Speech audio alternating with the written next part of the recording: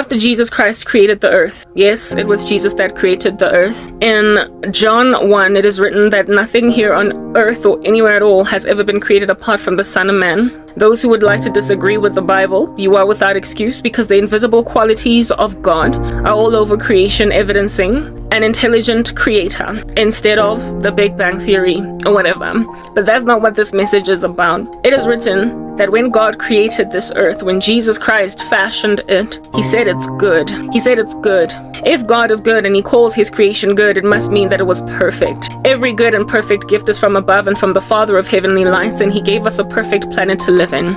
He then created animals, plant life, all that jazz on this perfect planet, and then made man out of the soil. He breathed into him, and then he became a living soul. The Lord then made woman out of man, and then they were told, the two of them, to be fruitful and multiply, fill the earth and occupy it.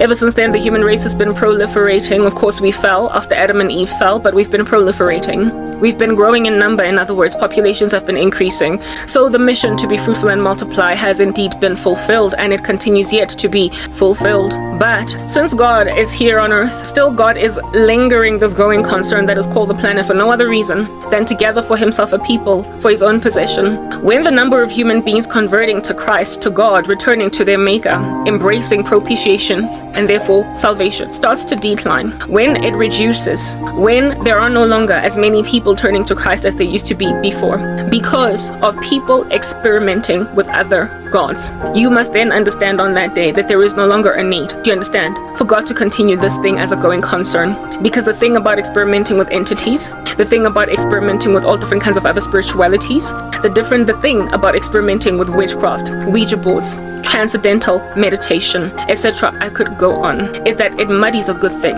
It goes and grabs a good earth and makes it uninhabitable. It goes and grabs a good earth and makes it teeming at the folds with entities that were never supposed to live among us. It goes and grabs a planet that was supposed to be made for human beings to be joyful in it and teems it at the fold with such menacing dark forces that human beings can't help but become mentally ill in the presence of them, that human beings can't help but commit crimes against each other, fornicate against God, massacre the living daylights out of their own environment until it is no longer sustainable to maintain because it has lost its goodness. It's written in the book of Revelation that God is going to destroy those who destroyed a good thing, otherwise known as the earth. We are reaching the very end of the end.